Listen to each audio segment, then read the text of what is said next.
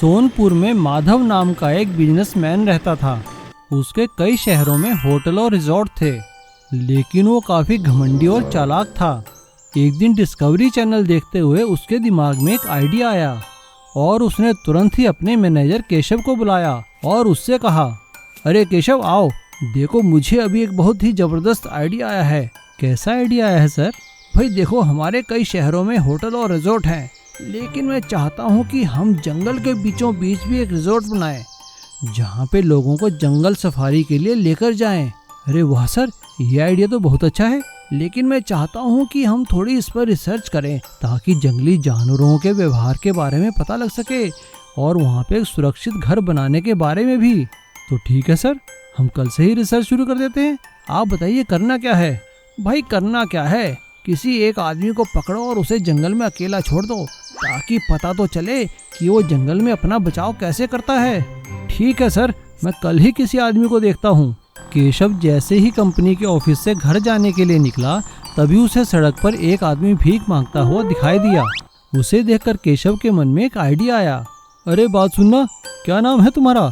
साहब मेरा नाम रामू है साहब, बहुत भूख लगी है साहब, कई दिनों से भूखा हूँ, कुछ नहीं खाया है साहब। हाँ हाँ ठीक है, घबराओ मत, आओ मेरे साथ चलो। केशव उसे लेकर एक होटल में गया और उसने उसे काफी अच्छा खाना खिलाया और केशव ने रामू से कहा कि अब उसे भीख मांगने की कोई जरूरत नहीं है, वो उसे एक काम पर रख रहा है। केशव उसे अपने साथ लेकर जंगल के बीचों बीच आ गया। साहब यहाँ क्या काम करना है? अरे कुछ नहीं, ये जगह हमारे सेठ जी ने खरीदी है, बस यहाँ साफ सफाई का काम करना है और मैं शाम को तुम्हें लेने आ जाया करूँगा। लेकिन केशव बड़ी ही चालाकी से रामू को उस जंगल के बीच में छोड़कर चला जाता है। रामू वहाँ बैठा बैठा इंतजार करता है। रात होते ही तरह तरह के जंगली जानवरों की आवाजें आने लगती है। रामू जानवरों की आवाजें सुनकर डर जाता है। अरे मैं कहाँ फंस गया, हे भगवान, अब मैं क्या करूं? मैं उस ऊंचे पेड़ पर चढ़ जाता हूँ, हाँ तो जानवर नहीं आ सकेंगे। रामू पास ही एक ऊंचे पेड़ पर चढ़ जाता है। रात होते ही वहाँ पर तरह तरह के जंगली जानवर घूमने लगते हैं, शेर, भालू आदि।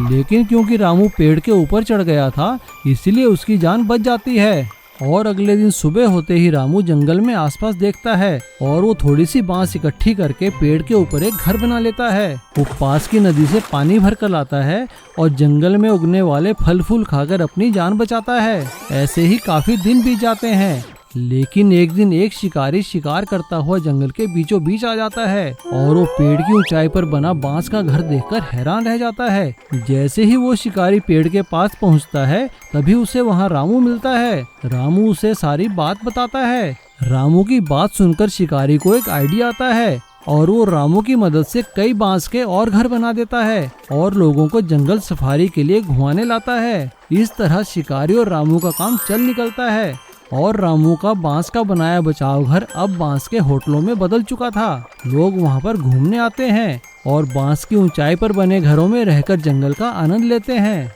और इस तरह रामू का एक आइडिया उसकी जिंदगी बदल देता है।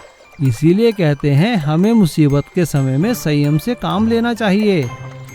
राजस्थान के एक गांव में भीमा करके एक किसान था। उसके पास एक आम का बगीचा था। वह उसी का देखभाल करते हुए अपने परिवार को चलाता था। एक साल आम का फसल बड़े अच्छे से उगी। तभी भीमा बहुत खुश हुआ।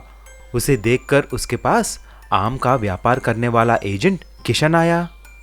क्यों भाई भीमा, इस साल आम बड़े अच्छे उगे हैं, पेड़ में सिर्फ आम ही आम दिख रहे हैं।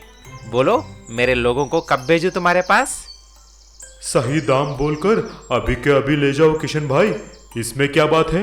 आपको किसने रोका? मार्केट में दाम इतना कुछ अच्छा नहीं है भीमा, क्योंकि इस साल सभी किसान के आम का फसल अच्छा उगा है, इसीलिए 1 किलो के 20 रुपए दूंगा। डिमांड कम है और सप्लाई ज्यादा है। अगर हम हिसाब किताब लगाएं तो उतना ही पड़ता है। ये सरासर अन्याय है भाई।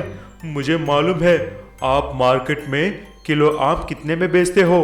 कम से कम 100 से 120 रुपए तक बेचते हो। इतना मुनाफा लगाते हो, लेकिन हमें सिर्फ 20 रुपए। आप जो पैसे देते हैं वो मेरे मजदूरी का भी नहीं निकलेगा। फिर भी मेरे आम नंबर 1 क्वालिटी के हैं, एक्सपोर्ट क्वालिटी के हैं। कम से कम 50 देना है तो बोलो, वरना किसी और को बेचूंगा। तुम मुझे छोड़ के ये आम किसी और को नहीं बेच सकते। ये सब एक सिंडिकेट है। तुमको कोई नजदीक भी नहीं आने देगा। ऐसा नहीं चलेगा भाई। चुपचाप मुझे बेच दो। मुझे मेरे दाम में बेच दो, नहीं तो पक्षियां और बंदर खाने के बाद सिर्फ छिलका मिलेगा तुमको। ठीक से सोच कर बताना। घर आकर भीमा किशन सेठ के बारे में सब कुछ अपने बेटा सुमन और पत्नी सीता को बोला। तभी सीता बोली, वह किशन एक कमीना है जी। वो जो बोलेगा वही करेगा। उसी को समझाकर 1-2 रुपए ज्यादा मांग लीजिए और सारा माल उसी को बेच दीजिए, नहीं तो पूरा नुकसान हो जाएगा। क्या माँ, तुम हमेशा डरती हो? हमारे आम का बगीचा हाईवे के बगल में ही है। लोग हमेशा घूमते ही रहते हैं। पापा, क्यों ना हम उस आम के रस को निकालकर लोगों को सीधा बेचें? क्या? आम का रस? अगर लोग नहीं आए तो हम धोबी की कुत्ते की तरह न घर का न घाट का रह जाएंगे।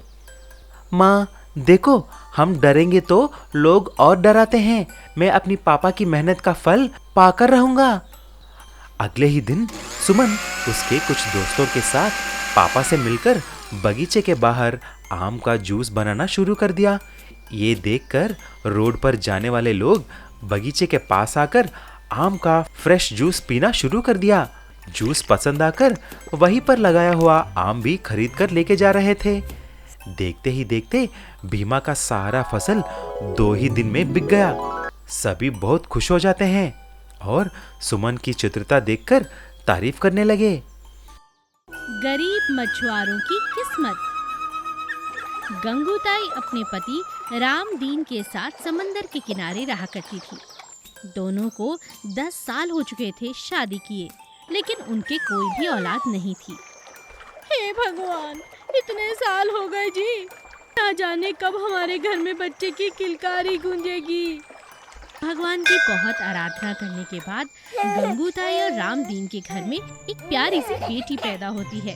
दोनों पति पत्नी बहुत खुश थे। एक दिन घूमने के लिए रामदीन अपनी नाव में बिठाकर दूसरे गांव की तरफ चल पड़ता है। चलो आओ गंगू, बहुत दिन हुए। तुम्हें और मुन्नी को आज घुमा कर लाता हूँ।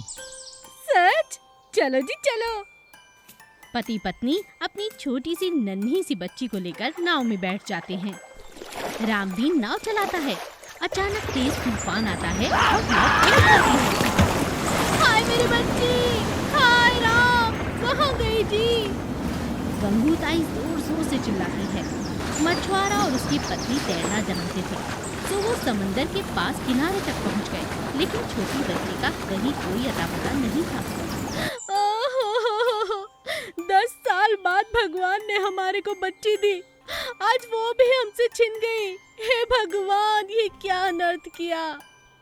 गंगूताई रो रो कर बीमार हो जाती है।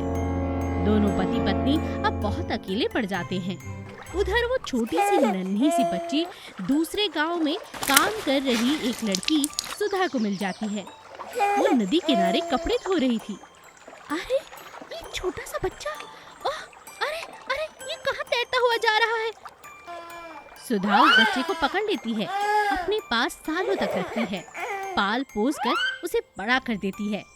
बड़ी होकर वो लड़की डॉक्टर बनती है। अरे अरे सुधा, तूने तो कमाल कर दिया, नन्ही सी बच्ची को डॉक्टर बना दिया। भगवान ने तो दिया है तो छप्पर फाड़ कर। मेरी तो जिंदगी बिल्कुल सूनी थी, तेरे आने से चंदा उसमें तो बहुत बहार आ गई रे। चंदा एक बहुत अच्छी डॉक्टर थी। वो दूसरे गांव में जा जाकर लोगों का इलाज करती थी। एक दिन वो गंगूताई के गांव में भी जाती है। रामदीन उसे अपने घर गंगू का इलाज करने के लिए ले जाता है। इलाज के दौरान अचानक से गंगूताई चंदा के हाथ में एक निशान देखती है और पूछती है, अरे अरे बेटी, ये निशान तुम्हारे हाथ पे कैसे आया?